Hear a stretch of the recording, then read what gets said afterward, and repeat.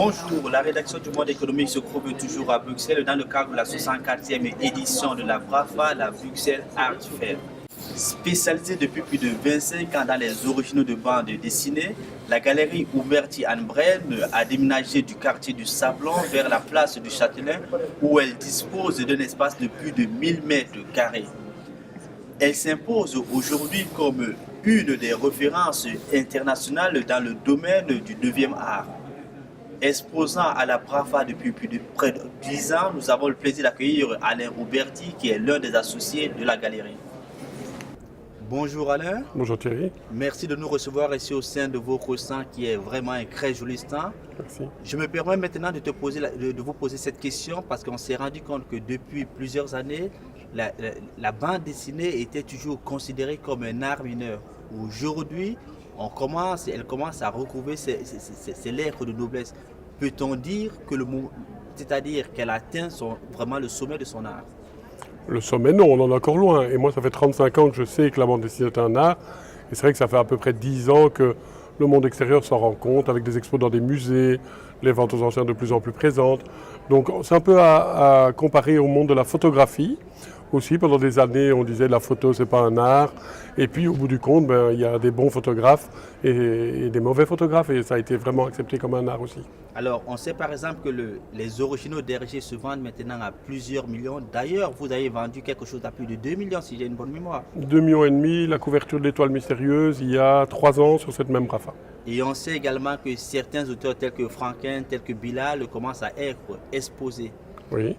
Est-ce qu'il y a un tournant qui est en train d'être pris?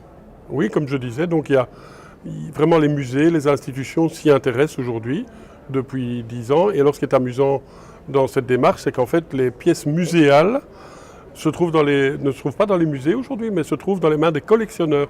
Donc pour que les musées les récupèrent, il y a du travail. Que recherche aujourd'hui votre clientèle?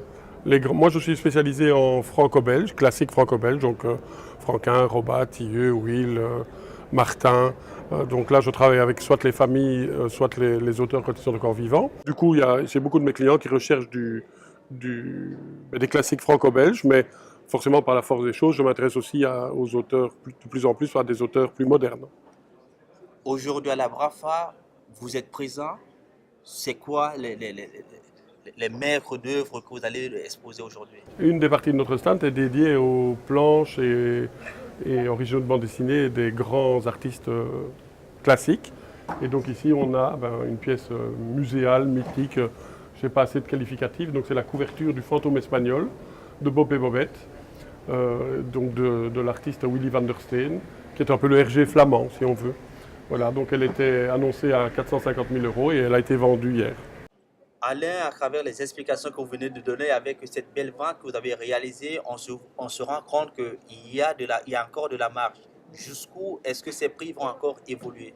J'en ai aucune idée, mais en tout cas, ce qui est sûr, c'est que depuis 30 ans que je suis dans le métier, je me rends compte que les pièces muséales, les pièces exceptionnelles de certains auteurs n'ont pas de prix en fait. Et donc, je suis certain qu'il y a une marge de progression. Attention, pas pour tout, pour les grands artistes qui ont marqué leur époque, et pour les pièces muséales de ces artistes-là, je pense qu'on est encore loin du sommet. Juste une dernière question. Pour mon cousin, mon grand-parent qui a ce petit dessin qui est à la maison, est-ce qu'on doit le conserver?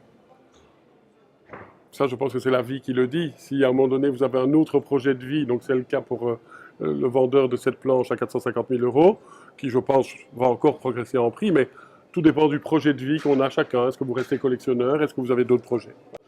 Merci Alain. Avec plaisir. Merci Thierry. Quant à vous, nous vous donnons rendez-vous très prochainement et depuis Bruxelles, je vous dis au revoir.